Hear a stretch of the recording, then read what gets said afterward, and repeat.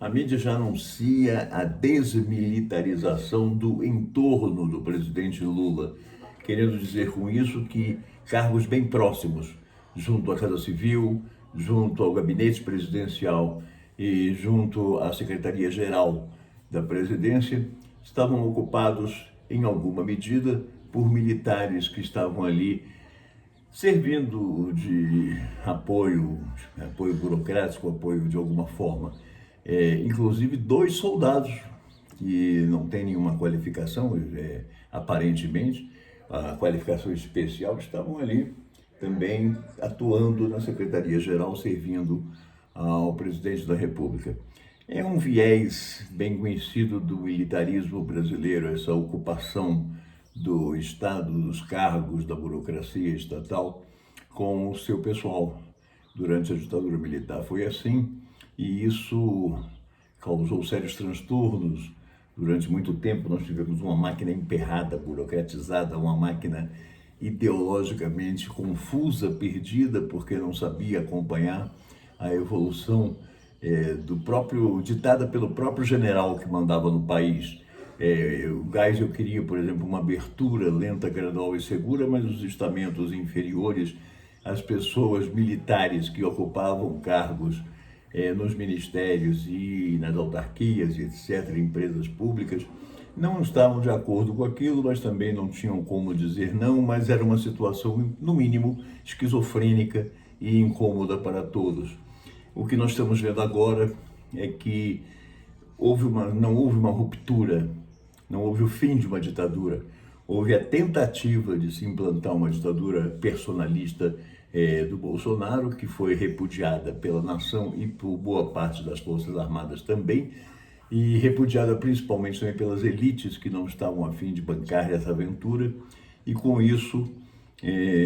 o poder está nas mãos dos civis e com um forte respaldo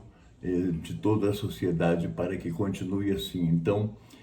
a transição, a transformação, a desocupação desse aparato estatal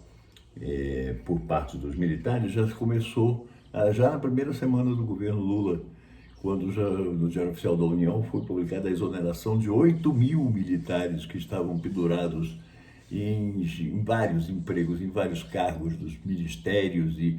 autarquias e fundações, etc. e tal. Então, isso está sendo feito sem maiores traumas, ao contrário do que foi feito no tempo da ditadura, quando as pessoas esperneavam, quando os militares reclamavam, até porque estavam há algum tempo ali naqueles cargos, então reclamavam da perda súbita que tinham de poder aquisitivo, de poder de mando, esse tipo de coisa, de comando, esse tipo de coisa. E esse momento atual é de reocupação pelos civis, que vão tomando conta dos espaços no lugar dos militares, que não deveriam nem ter ido para lá. O governo Bolsonaro foi, nesse aspecto, uma aventura das mais desastrosas e desastradas que se tem notícia. E é interessante eu ver isso, porque é uma discussão antiga que eu tenho tido com muitos petistas que eu conheço, que eu pergunto como é que o PT conseguiu ficar 13 anos, ou mais de 13 anos, mais de uma década no poder,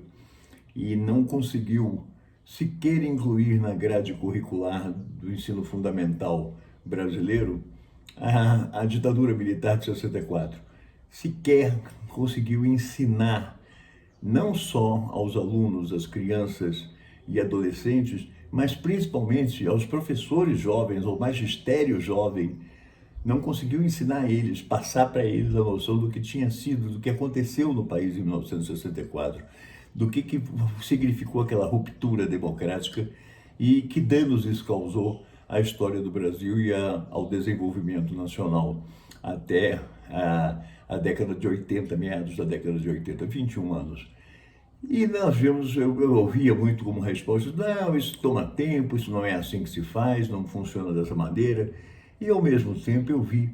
que Bolsonaro foi eleito em 2018, em 2019, no dia 1º do ano, ele tomou posse e em seguida, em questão de meses, começou a militarizar o ensino público brasileiro, botando as escolas públicas sob o comando das polícias militares. Não era nenhuma coisa mais científica ou mais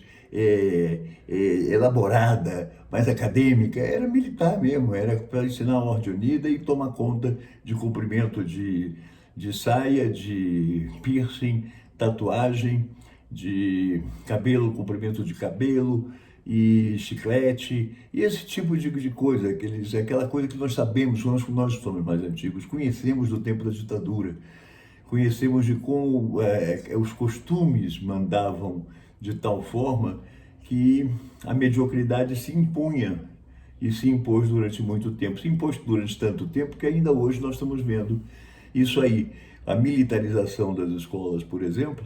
do tempo do Bolsonaro, então aí até hoje, ela foi aplaudida por pais, por comunidades inteiras que achavam que tinha que ser isso mesmo, que as escolas estavam ensinando ideologia de gênero, que as escolas estavam ensinando sexo para as crianças. Isso era um absurdo, mas de qualquer maneira era isso que se pensava, era isso que se dizia,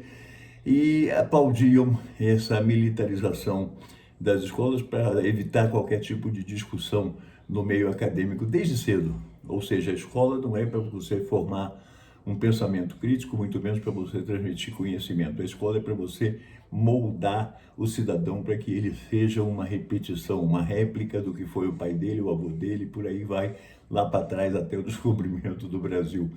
E essa questão da escola fica meio perdida porque você não tem uma ação decisiva, uma ação firme